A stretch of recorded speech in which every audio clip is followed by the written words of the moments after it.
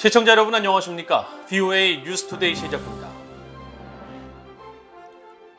미국 국무부는 북한의 탄도미사일과 핵무기 프로그램이 가장 긴박한 도전이라며 한국 새 정부와 긴밀히 조율해 대응할 것이라고 밝혔습니다. 특히 동맹은 세계 속 미국의 힘이라며 동맹의 중요성을 재확인했습니다. 첫 소식 조은정 기자가 보도합니다. 네드 프라이스 미국 국무부 대변인은 11일 브리핑에서 윤석열 대통령의 대북 구상에 대한 논평을 요청받았습니다. 프라이스 대변인은 윤석열 대통령의 취임을 거듭 축하하면서 여러 도전과 기회들에 대응해 조약 동맹인 한국과 긴밀히 조율하겠다고 밝히고 긴급한 협력 사안으로 북한의 대량 살상 무기 대응을 꼽았습니다. And of course, when it comes to challenges, there is no more pressing challenge than that posed by the DPRK's WMD programs, its nuclear weapons, its ballistic missile programs. We will, as I said, coordinate closely to address the threats that they pose. 프라이스 대변인은 이어 동맹인 한국, 일본과 한반도의 완전한 비핵화 목표를 공유한다면서 목표 달성을 위해 계속 긴밀히 조율할 것이라고 밝혔습니다.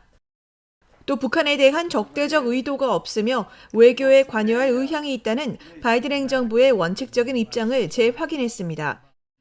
중국의 미한동맹 강화 견제와 관련한 질문에는 동맹이 미국의 힘이라는 점을 강조했습니다.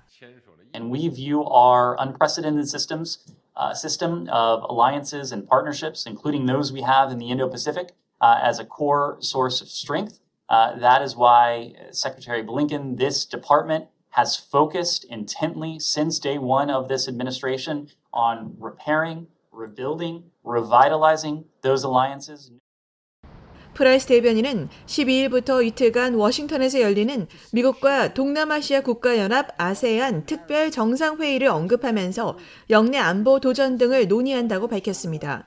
앞서 젠사키 백악관 대변인은 지난 6일 브리핑에서 아세안 정상회의의 의제로 북한 문제가 포함되어 있다고 밝혔습니다. VOA 뉴스 조은정입니다. 커트 캠벨 백악관 국가안보회의 NSC 인도태평양 조정관이 윤석열 한국 대통령의 대북정책 기조에 대한 기대감을 나타내며 북한과의 어떠한 외교에도 준비돼 있다는 입장을 밝혔습니다.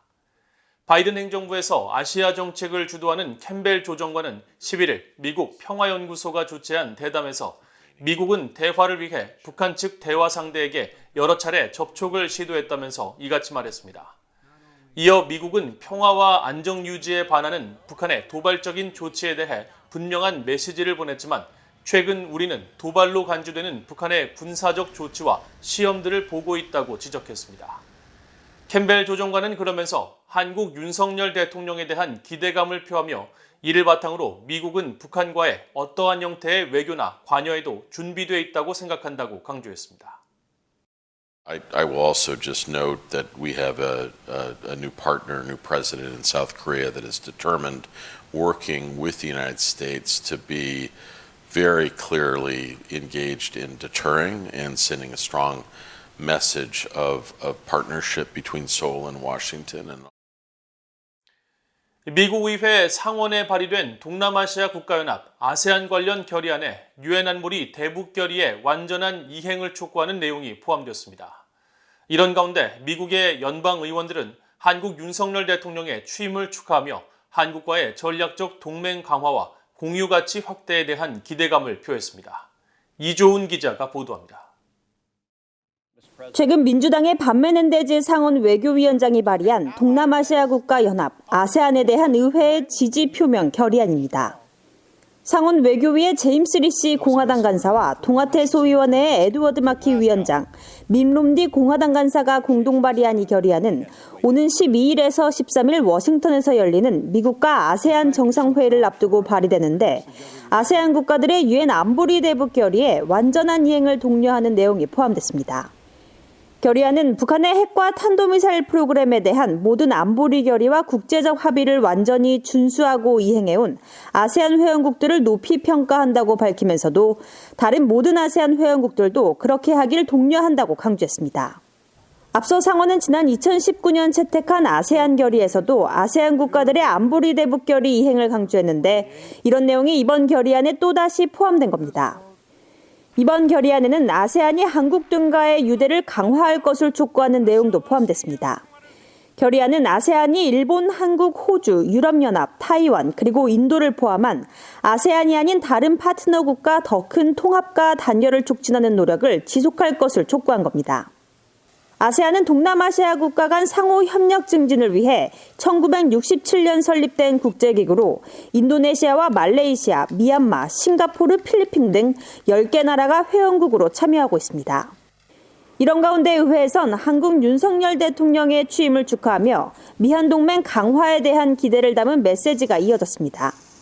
제임스 리시 상원 외교위 공화당 간사는 11일 트위터를 통해 미국은 윤석열 한국 대통령의 취임을 축하하면서 한국을 비롯한 다른 인도태평양 동맹국들과 함께 북한, 중국과 같은 악의적이고 위험한 행위자들을 억제하기 위해 협력하면서 전략적 동맹을 강화하기를 고대하고 있다고 밝혔습니다.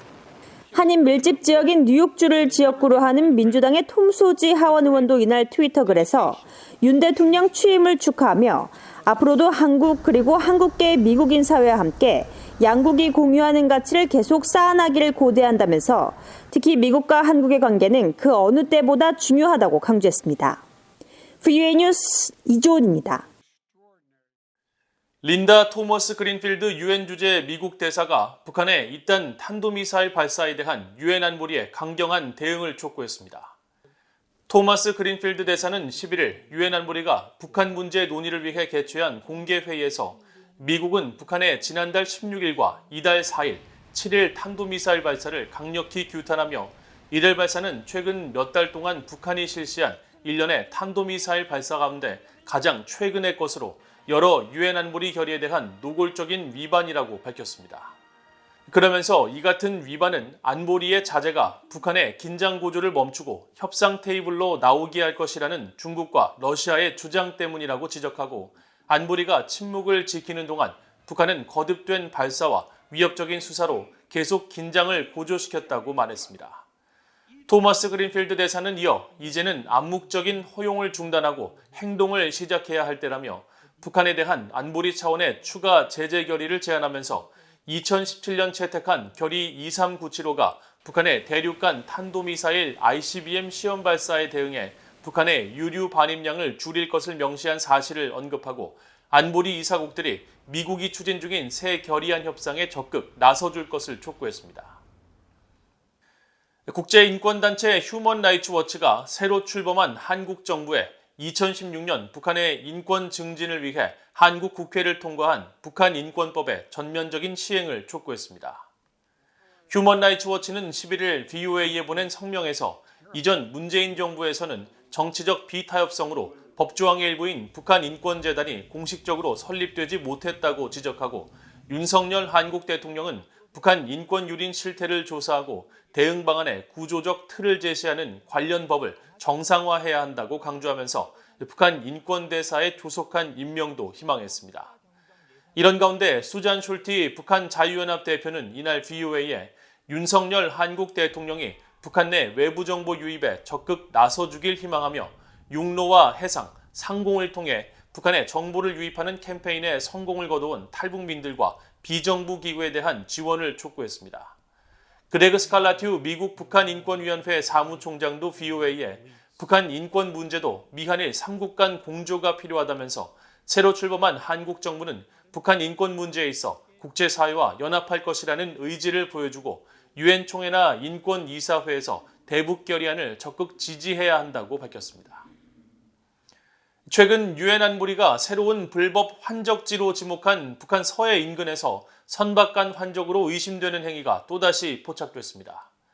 지난 7일 북한 서해 일대를 촬영한 플래닛 랩스의 위성사진에는 북한 남포에서 서남쪽으로 약 55km, 북한 초도를 기준으로 남쪽 약 7km에서 세 척의 선박이 발견됐으며 이들은 틈이 없을 정도로 서로 가까이 붙어 있어 과거 유엔 등이 지적한 전형적인 불법 선박간 환적 모습과 매우 유사한 것으로 나타났습니다.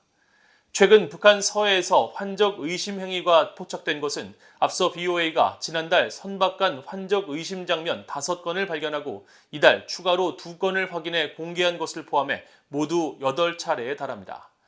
앞서 유엔 안보리 전문가 패널은 지난 3월 보고서에서 북한 서해 초도 일대를 새로운 환적지로 지목하고 북한이 이곳에서 해외에서 온 선박과 만나 환적을 한 뒤 북한 남포로 옮기는 방식을 사용해 공해상이 아닌 자국 영해에서 선박 간 환적을 벌이는 신종수법을 동원하고 있다고 지적한 바 있습니다. 유엔 안보리는 지난 2017년 북한이 공해상에서 제재 품목을 거래한다는 각국의 지적이 잇따르자 같은 해 9월 채택한 결의 2375호를 통해 북한이나 북한을 대리하는 선박이 공해상 환적을 통해 어떤 물품도 받지 못하도록 했습니다.